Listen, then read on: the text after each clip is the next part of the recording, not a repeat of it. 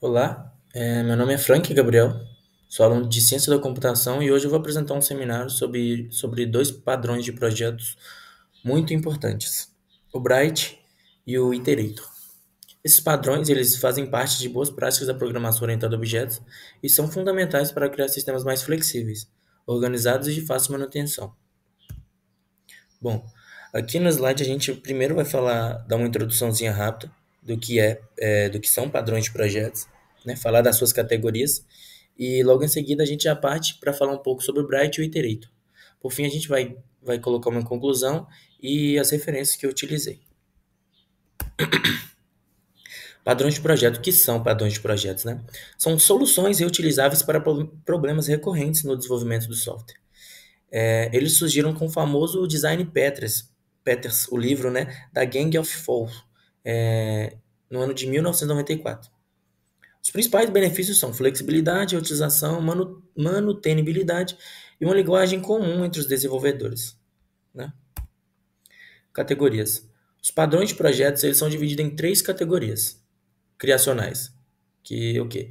Elas cuidam da criação de objetos estruturais, organizam as classes de objetos e comportamentais, tratam da comunicação entre os objetos.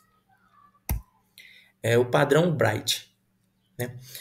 Bom, ele basicamente separa a abstração da implementação, permitindo que ambas evoluam de forma independente.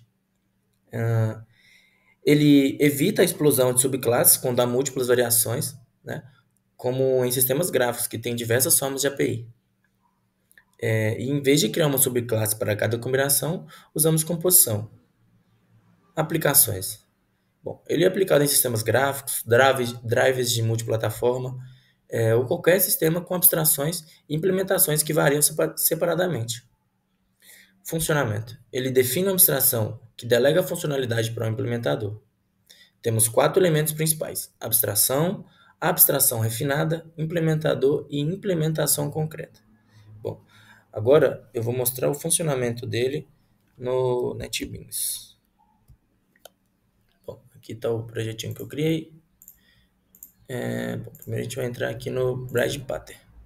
Bom, o que são aqui cada uma dessas classes, né? Bom, beleza. Já com um projeto do Bright Pattern aberto, né? Agora eu vou dar uma explicação básica aqui do funcionamento, né, desse padrão. Como eu tinha dito, o Bright é um padrão estrutural que separa a abstração da implementação, permitindo que ambas variem independentemente. Ele é útil quando queremos evitar acoplamento rígido entre uma classe e suas implementações. No exemplo que eu usei formas geométricas como círculo e quadrado, que podem ser renderizadas em formato raster ou vetorial. Bom, no começo a gente aqui vai falar sobre essa classe render, né? Ela define o contrato para as implementações concretas, ou seja, quando uma forma será renderizada. Aqui a gente tem um método renderShape que recebe o nome da forma como parâmetro. Aqui. Agora a gente pode falar um pouco sobre a raster render. Aqui. Aqui. A classe raster render é uma implementação concreta da interface render. Ela representa a renderização no formato raster, que é como imagens bitmap. Quando chamamos renderShape, ela imprime uma mensagem indicando que a forma está sendo renderizada em formato raster. É basicamente isso. Agora a gente tem a classe VectorRender. Bom, similarmente, a classe VectorRend implementa também a render para renderização vetorial, usada para gráficos escaláveis. O método renderShape imprime uma mensagem para o formato vetorial. É bom notar que ambas as classes elas seguem o mesmo padrão de contrato, mas têm comportamentos diferentes, né? Classe agora abstrata, né? Shape, uma classe abstrata. Ela representa a abstração no padrão Bright. Ela mantém uma referência para um objeto render e define o método abstrato draw. Essa classe é a ponte entre a abstração e a implementação, ou seja, formas e renderizadores. Aqui a gente tem a classe Circle, né, que é uma abstração refinada que extende shape. Ela representa um círculo e usa render passado no construtor para desenhar a forma. O método draw delega a renderização ao render. Aqui agora a gente tem a classe square. Cadê? Aqui abriu. Essa classe é semelhante ao círculo, mas representa um quadrado.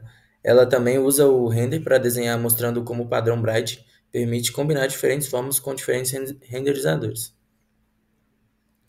E por fim, a gente tem a classe Bright Pattern, né? Que é a classe principal, onde a gente cria as instâncias de raster render e vector render e combina com o objeto circle score. Ao chamar draw, vemos como o padrão Bright permite variar a forma e o renderizador independente. A saída mostra cada forma sendo renderizada nos dois formatos. Agora eu vou rodar aqui para a gente ver a saída.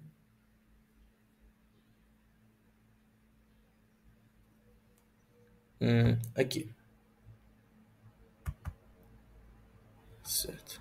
Bom, o padrão Bright ele é poderoso porque reduz o acoplamento, permitindo que adicionemos novas formas ou renderizadores sem modificar o código existente. Ele promove flexibilidade e reutilização, como vimos com as combinações de formas e renderizadores. Agora o padrão Iterator. Bom, basicamente, o objetivo do Iterator é que ele permite acessar elementos de uma coleção sequencialmente sem expor sua estrutura interna. Ele elimina a necessidade de o cliente conhecer as estruturas das coleções, como listas, árvores, etc. Aplicações. Bom, percorrer qualquer tipo de coleção, inclusive estruturas heterogêneas ou personalizadas. No funcionamento, é composto por quatro partes: iterator, iterator concreto, agregado e agregado concreto. Com isso, o cliente ele pode percorrer qualquer coleção de forma uniforme. Agora vamos ao padrão iterator, um padrão comportamental que permite percorrer uma coleção sem expor sua estrutura interna. No exemplo, temos uma coleção de nomes armazenada em um array e usamos o iterator para acessá-la. Bom, a interface iterator, primeiro. Bom, ela define dois métodos essenciais: o hasNext, que verifica se há mais elementos, e next, que retorna o próximo elemento. Essa interface garante que qualquer iterador siga esse contrato. Agora temos a interface collection. Ela representa o agregado, ou seja, a estrutura que contém os dados. Ela define o método createIterator, que retorna um iterador para a coleção. ArrayIterator. A classe ArrayIterator é o iterador concreto que percorre o array. Ela mantém uma posição atual e usa o hasNext para verificar se há mais elementos e next para retornar o próximo elemento.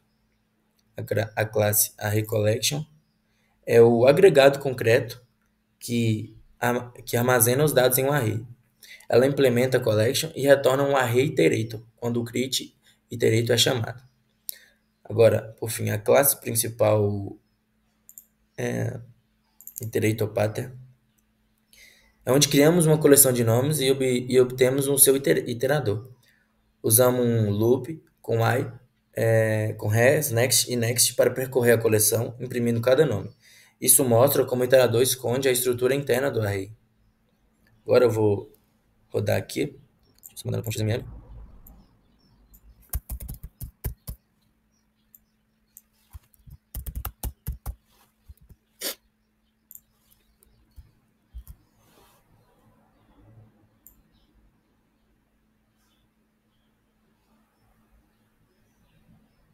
Bom, aqui está o resultado. O padrão iterator ele simplifica a travessia de coleções, permitindo que o código cliente acesse elementos sem conhecer a estrutura interna, como arrays ou listas. Ele promove baixo acoplamento e é amplamente usado em coleções do Java, como ArrayList. Conclusão: os padrões Bright e Iterator são essenciais na construção de software orientado a objetos. O Bright facilita a separação entre abstração e implementação, enquanto o Iterator permite percorrer coleções com simplicidade e baixo acoplamento. Entender e aplicar esses padrões ajuda a escrever um código mais limpo, modular e escalável. Aqui tá as referências que eu usei. Esses conceitos foram baseados no livro Design Patterns da Gang of Falls e em fontes como Refactor, Guru e Geeks for Geeks. É isso. Muito obrigado por assistir.